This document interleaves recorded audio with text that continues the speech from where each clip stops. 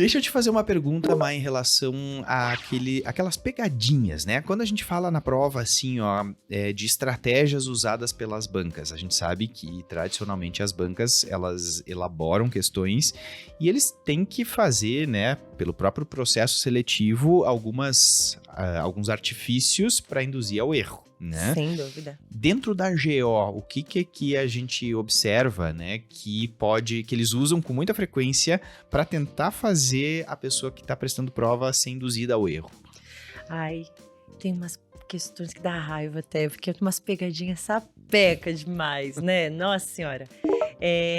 Claro, assim, sempre a gente tem aqueles excetos, qual a alternativa incorreta, esse clássico, né?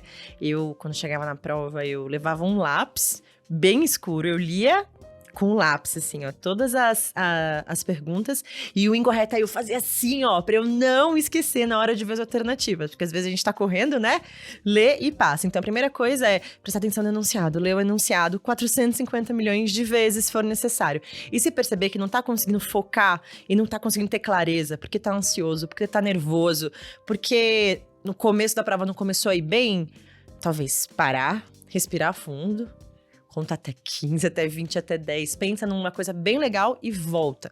Eu sempre fazia isso e acho que se você não tá conseguindo ler com clareza o enunciado, você não vai conseguir ter uma resposta aí assertiva. E às vezes eu tinha isso. Come alguma coisa, leva uma comidinha, deixa ali embaixo. O momento de comer faz bem sempre. Aí a gente dá essa parada. Ou vai no banheiro, né? Agora, em relação a conteúdo, pegadinhas importantes. Primeiro que a gente gosta muito de falar, você adora falar isso, eu adoro também, hoje eu vou te imitar, que do ponto de vista de polêmicas de conduta, GO é nota 10. Tipo, se a gente estivesse na escola de samba, Unidos da Ginecologia e Obstetrícia sempre ia ser o mais polêmico. Então é meio complicado, eu acho que grandes pegadinhas de grandes instituições, às vezes, é pegar o protocolo daquela instituição e colocar exatamente aquela coisa que faz uma diferença do Ministério da Saúde. Eu acho que a gente tá fazendo esse videocast em 2023, a gente tem algo muito favorável para você que vai prestar aí agora esse ano, porque agora a gente tem um protocolo novo do Ministério da Saúde, mas a gente tinha até o início desse ano um protocolo de 2011, então tinha muita coisa que você levava em consideração no Ministério da Saúde que não caiu nas provas, mas agora que tá atualizado fica um pouquinho mais fácil. Então assim, a minha sugestão eu vou fazer prova num lugar que eu quero muito. Então, eu sonho em entrar na Federal de Pernambuco. Esse é o lugar que eu realmente quero. Tentar ter acesso às questões dos últimos anos para entender mais ou menos como que é a cabeça do pessoal ali da instituição, pegar o protocolo do Ministério da Saúde e focar mais ou menos naquilo que eles costumam pedir.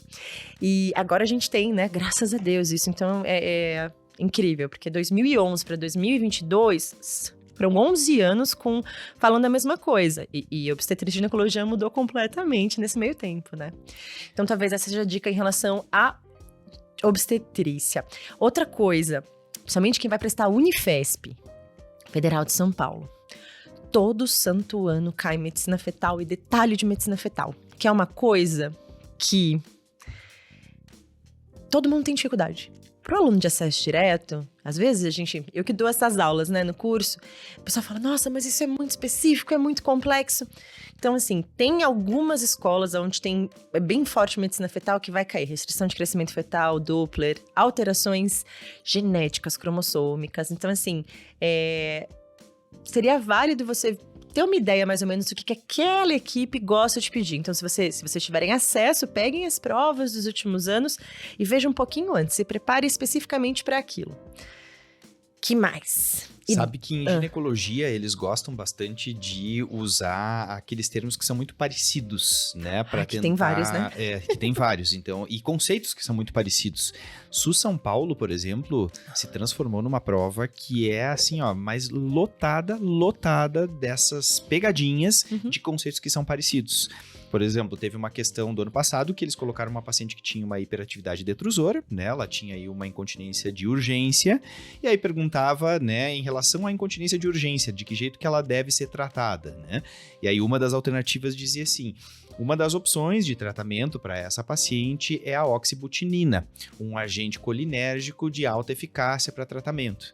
E aí você pensa assim, oxibutinina, sim, é o que o pessoal prescreve, bastante tem no SUS, né? Mas aí e agente colinérgico. E aí eles se escreveram agente colinérgico. Exato. Puxa, sabe assim, não Ai, é que sacanagem, anticolinérgico, exato. sabe? Então tem que ler bem literalmente como tá, né? Ali. Eu Outra acho coisa que eles atenção. usaram, sabe, o que foi a questão da posição do útero, né? Então, era uma questão de anatomia, né, que falava em antiversão e antiflexão.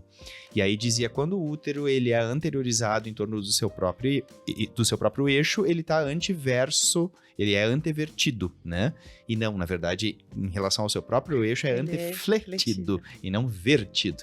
Então, tem que pegar esses detalhes assim, ó, e ler com muita atenção, né? Pra não cair. Saber que é uma prova, né? Que vai entrar nessas filigramas, assim, então cuidar pra não cair nesse tipo de pegadinha. Sabe uma outra coisa que eu acho legal a gente falar? Assistência ao parto, que é o tema que mais cai em obstetrícia. Em todas as provas, a gente sabe, né? Pré-natal, assistência ao parto da obstetrícia é o que mais cai. Mudou tanto, mas tanto, que é costumeiro eles colocarem a conduta tradicional, conservadora, que às vezes é o que mais se vê na tua prática. Então, assim, por exemplo, episiotomia, que é um negócio que eu antes era orientada e não tinha uma medicina baseada em evidência 13 anos atrás, quando eu era R1, que não era para ser feita. A gente fazia quase que de rotina. Hoje a gente sabe que não é para fazer episiotomia de rotina. Na verdade, é bem a exceção da exceção que se faz episiotomia. É bem seletiva mesmo. Então, eles colocam de propósito. Para ver se o aluno só aprendeu de orelhada, às vezes, porque nos plantões, a maioria, o pessoal mais antigo, às vezes, tem as suas dificuldades, ou se a pessoa foi atrás da medicina baseada em evidência. Então, polêmicas em relação à humanização. E medicina baseada em evidências também é uma coisa que vem caindo bastante de uns 2, 3 anos pra cá. O enema, a tricotomia, né? Tudo isso também que não se faz mais, mas que muita gente ainda tem essa prática antiga, né? E é exatamente isso que eles vão botar na prova, né? E geralmente tá na letra A. Não é pra cair, não é pra fazer enema, não é pra fazer tricotomia. Indicação de cesariana que não é indicação de cesariana. Tem essa série de coisas, né? E é engraçado que, às vezes, eles colocam um pré-natal, um ambiente de pré-natal aí, e ele quer saber, na verdade, quer que você responda para uma paciente. Isso tanto na escrita aberta, quanto em teste, como eu já vi em prova prática também. E é bem interessante isso, porque o examinador, principalmente de instituições que trabalham mais com medicina baseada em evidência, ele cutuca o aluno para ver se o aluno vai falar a opinião, porque às vezes é a opinião da pessoa, aquilo que ele ouviu, ou que ele viu super na prática, ou aquilo que é o que ele tem que saber, que é medicina baseada em evidência. Não, e tem que prestar exatamente atenção no que está escrito, né? Então, assim, você tem que seguir exatamente. A Federal de Goiás, ano passado, tinha uma questão que era bem simples, assim. O enunciado era uma linha. Qual é o exame mais sensível para avaliar miomas? Tipo assim, era isso. Sabe? Uma linha a pergunta. Sim. E aí, todo mundo se jogou no ultrassom, né? Na verdade, o ultrassom é o exame que a gente pede, lógico, mas não é o mais sensível. O mais sensível é a ressonância. Então, assim, tem que ler exatamente o que está escrito. Eles não estão perguntando, assim, que exame você vai pedir. Sacanagem, Jader!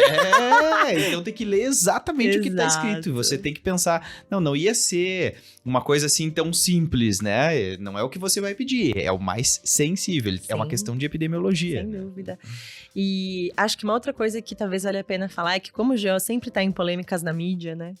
Gente, é uma coisa que tem um abortamento legal, que é uma coisa que tá super na mídia agora, né? Que a gente tá com votação disso no Congresso, talvez seja um tema que tem que saber muito detalhadamente tudo. A nossa legislação aqui para as provas desse ano, dos próximos anos.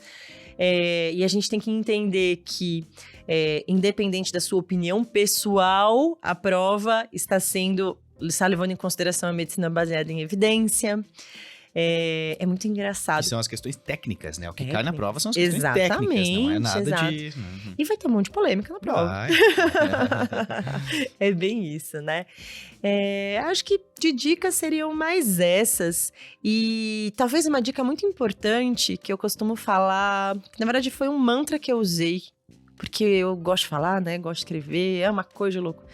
Pra prova, eu escrevia absolutamente o mínimo e o mais direto possível. Às vezes eles perguntam uma coisa muito direta e você fala, eu vou brilhar. Ah, hoje eu se consagro, que nem a gente brinca, né? Se consagro ainda. Aí você vai, coloca assim, eu, por exemplo, tenho uma lâmina lá com Clou-Cells, tá? Aí a pergunta vem, quais os sintomas esperados em paciente que apresenta esta lâmina da secreção vaginal? A pergunta é quais os sintomas. Ninguém perguntou o que é, ninguém perguntou como trata.